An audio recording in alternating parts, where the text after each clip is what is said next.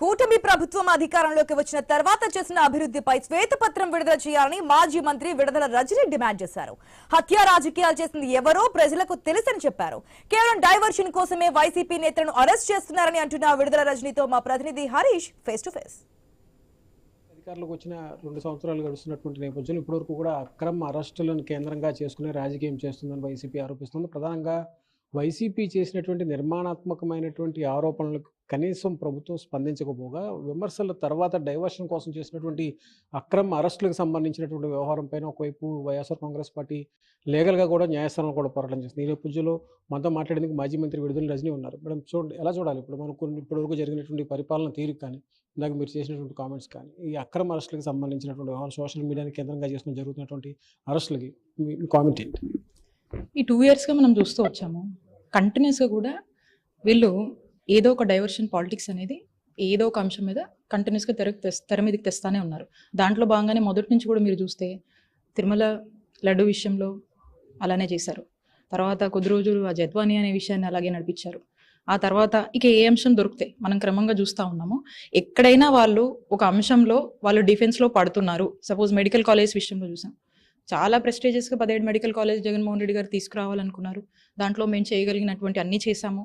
ఇంకా కొంత వాళ్ళు చేస్తుంటే ఈ 17 మెడికల్ కాలేజ్ రాష్ట్రంలో ప్రజలకు అందుబాటులోకి వచ్చి ఆ విషయంలో కూడా వాళ్ళు చాలా స్పీడ్గా పీపీపీ అని చెప్పేసి అనేక నిర్ణయాలు చేశారు. దాంట్లో వాళ్ళు ఫెయిల్ అయ్యారు. ఎందుకంటే ఎంత పెద్ద ఎత్తున 1 కోటి సంతకాల సేకరణ ద్వారా ప్రజల యొక్క మద్దతు, ప్రజల యొక్క బాధ, యాక్చువల్గా అది ఒక అందరిలో కూడా ఒక సోషల్ కాజ్ మాదిరిగా అబ్బో మాకు అన్యాయం జరిగిపోతుందని ప్రజల్లో చైతన్యం వచ్చింది. కాబట్టి ప్రజలందరూ కూడా చంద్రబాబు నాయుడు గారికి వ్యతిరేకంగా వచ్చి అందరూ ఆల్ పార్టీస్ మీరు చూశారు వాళ్ళ యొక్క వాయిస్ని వినిపించాయి అండ్ ఆ విషయంలో డిఫెన్స్లో పడ్డారు. అంటే యు నేమ్ ఇట్, లైక్ ఏ నిర్ణయం తీసుకున్నా చంద్రబాబు నాయుడు గారి ప్రభుత్వం అందులో డిఫెన్స్లో పడ్డారు అంటే ఏదో ఒక అంశం తీసుకొస్తారు, ఎవరినో ఒకరిని అరెస్ట్ చేస్తారు, ఇమీడియట్గా ఇంకో ఏదో టాపిక్ తెస్తారు, డైవర్షన్స్ అనేది చేస్తారు. అలా మీరు చూడండి, ప్రతిదీ లిక్కర్ కావచ్చు లేకపోతే ఇంకోటి కావచ్చు, ఇంకోటి ఏదో ఒక అంశాన్ని తీసుకురావడం, పలానోళ్ళని అరెస్ట్ చేయడం, ఇక హడావిడి చేయడం, దానివల్ల ఇది ప్రజలు మర్చిపోతారనేటువంటి ఒక ఉద్దేశం ఉంటుంది.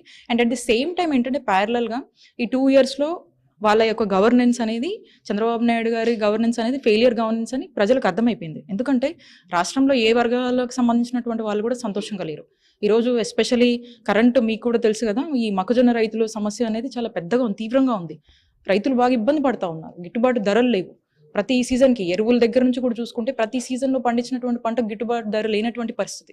మరి రైతులు కావచ్చు, ఈరోజు డాక్టర్లు రోడ్ ఎక్కుతూ ఉన్నారు, టీచర్ల సమస్యలు చాలా ఉన్నాయి, మహిళల్ని మోసం చేస్తున్నారు, నిరుద్యోగులు ఎంతోమంది ఉన్నారు, యువత ఇబ్బంది పడుతూ ఉన్నారు, సామాన్య ప్రజలు, స్కీమ్స్ లేవు అన్నటువంటి ప్రతి హామీ కూడా పైగా తెలివిగా లాస్ట్ ఇయర్ సూపర్ 6 హామీలు అనేది సూపర్ సక్సెస్ అని చెప్పేసి వాళ్ళే ఒక ప్రోగ్రామ్ పెట్టి సూపర్ సక్సెస్ అని చెప్తారు. ఏమంటే అందులో చంద్రబాబు నాయుడు గారు మాట్లాడినటువంటి కామెంట్స్ మనం కనుక గుర్తు చేసుకుంటే, మేము అన్నీ కూడా ఇచ్చేసాము, P4 క్లింక్ చేసామని సింపుల్ స్టేట్మెంట్తో బాధ్యత అయిపోయింది అన్నట్టుగా మాట్లాడారు. ఇప్పుడు చూసాము. అందుకే మేము అడుగుతా ఉన్నాం, మీరు ఏదైనా ఉంటే వైట్ పేపర్ రిలీజ్ చేయండి.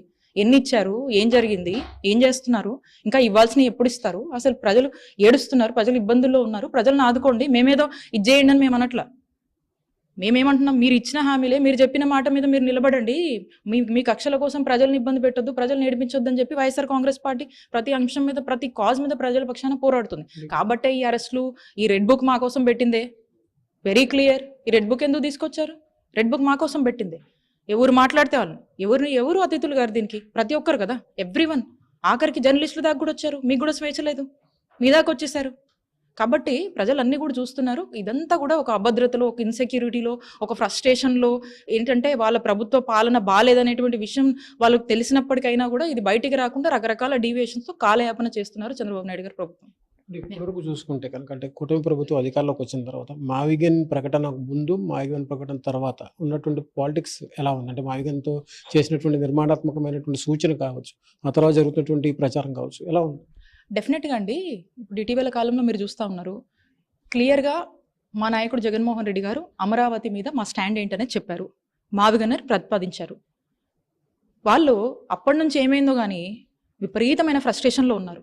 విపరీతమైన ఫ్రస్ట్రేషన్లో ఏం చేయాలో అర్థం కాక ఇదిగోండి ఇలాంటి అక్రమ అరెస్టులు, లేనిపోని అంశాలు, ఏదేదో చేస్తూ డైవర్షన్ పాలిటిక్స్ ప్లే చేస్తూ ఉన్నారు. ఆ విపరీతమైనటువంటి ఫ్రస్ట్రేషన్లో వాళ్ళకి ఎటు తోచినటువంటి పరిస్థితి. కాబట్టే ప్రతి దాంట్లో కూడా ఈ మధ్య మనం చూస్తూ ఉన్నాం. ఇందాక నేను మాట్లాడినట్టు మమ్మల్ని వాళ్ళు ఏం చేస్తున్నారని మేము ప్రశ్నిస్తే వాళ్ళు దానికి సమాధానం చెప్పకుండా క్యారెక్టర్ అసాసినేషన్లు చేస్తున్నారు, గొడ్డల పార్టీ అని మాట్లాడుతున్నారు, ఏది పడితే అది మాట్లాడుతున్నారు. కాబట్టి ఎవరు ఎలాంటి వాళ్ళో ప్రజలకు తెలుసు. మేము అడుగుతుంది ఏంటి? ప్రజల గురించి, ప్రజల సంక్షేమం గురించి, ప్రజలకు అందించాల్సినటువంటి మీ యొక్క బాధ్యతల గురించి మేము గుర్తు చేస్తున్నాం.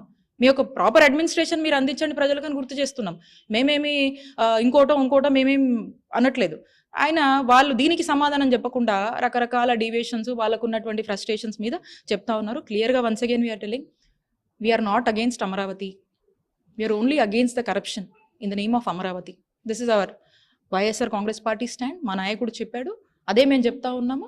సో కాబట్టి ఈ డీవియేషను, ఈ డైవర్షన్ పాలిటిక్స్, ఈ మోడస్ ఆపరెండా అనేది చంద్రబాబు నాయుడు గారు అలవాటు అయిపోయింది. ఇంకా 2 years అయిపోయినా కూడా ఇదే కంటిన్యూ చేస్తున్నారు. లెట్స్ సీ, ప్రజలన్నీ గమనిస్తున్నారు.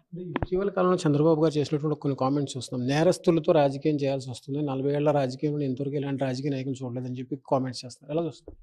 ఏం మాట్లాడుతున్నారండి? నేరస్తులని మీరు అంటున్నారు, చంద్రబాబు నాయుడు గారు అంటున్నారని. నేర చరిత్ర ఎవరికి ఉందండి? ఎన్టీ రామారావు గారిని చంపింది ఎవరండి? ప్రజలను అడిగితే చెప్పరా? తెలీదా ప్రజలకి? అందరికి తెలుసు కదా. వంగవీటి రంగా గారిని ఎవరు చంపారండి? ఇంక ఇట్లా మాట్లాడితే చాలా చాలా మాట్లాడాల్సి వస్తుంది. కాబట్టి ఈ హత్య రాజకీయాలు ఇవన్నీ కూడా చంద్రబాబు నాయుడు గారికి వెన్నెటో పెట్టినటువంటి విద్య, ఇవన్నీ ఆయన పేటెంట్సే. వెన్నుపోటు కూడా ఆయన పేటెంటే. కాబట్టి దొంగలే దొంగ అన్నట్టుగా చూడాల్సినటువంటి అవసరం ఉంది.